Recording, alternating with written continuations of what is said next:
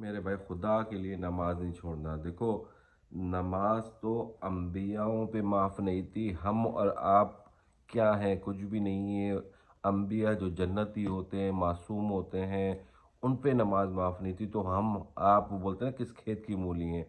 یقین جانے ایک آپ کو حضور صلی اللہ علیہ وسلم کی حدیث پیش کروں کہ جس میں حضور صلی اللہ علیہ وسلم نے فرمایا کہ ایمان اور کفر کے بیچ میں نماز ہے، یعنی کہ جو بندہ نماز نہیں پڑھتا وہ کفر میں ہے، اور جو بندہ نماز پڑھتا ہے وہ ایمان میں ہے۔ دیکھیں کتنی بڑی بات ہے کہ ہم لوگ ایک ایسے بیچ میں ہیں کہ ادھر جاتے ہیں تو کافر ہو سکتے ہیں، ادھر جاتے ہیں تو مسلمان ہیں۔ ہم لوگ جو بندہ نماز نہیں پڑھتا، میں یہ تو نہیں بولوں گا کہ وہ کافر ہے، لیکن بات یہ اتنے بڑے گناہ میں مبتلا ہے کہ جس کی اللہ تعالیٰ ہی معاف کرے، ورنہ جو بظاہر تو اس کی کوئی معافی نہیں ہے، کیونکہ نماز صرف 3 لوگوں میں معاف ہے۔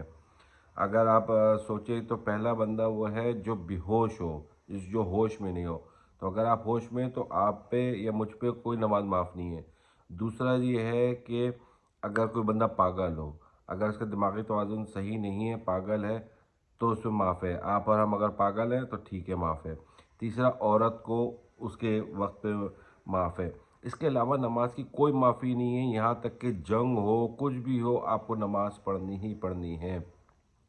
یار آپ سوچیں کہ جب امام صاحب بلاتے ہیں کہ حی علی الصلاح حی علی الفلاح، پھر بھی ہم پڑے ہوئے اپنے کاموں میں مست ہوتے ہیں۔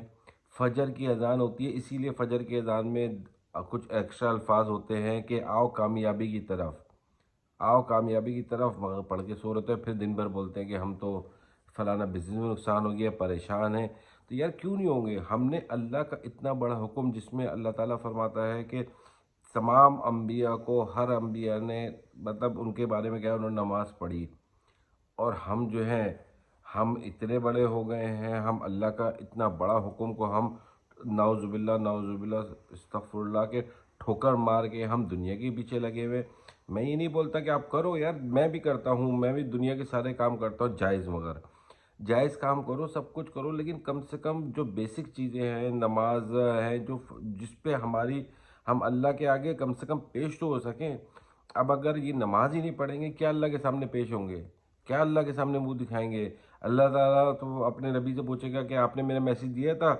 اللہ نبی صلی اللہ علیہ وسلم فرمائیں گے کہ میں نے تو بتایا تھا کہ نماز کو ایمان اور کفر کے بیچ میں نماز ہے، پھر بھی ہم اب سوچیں آپ کی کیا حشر ہوگا اس ٹائم پہ۔ اللہ تعالیٰ سے دعا ہے کہ ہمیں ہماری نسلوں کو بچائے جہنم کی آگ سے، ورنہ بہت برا ٹائم آ رہا ہے۔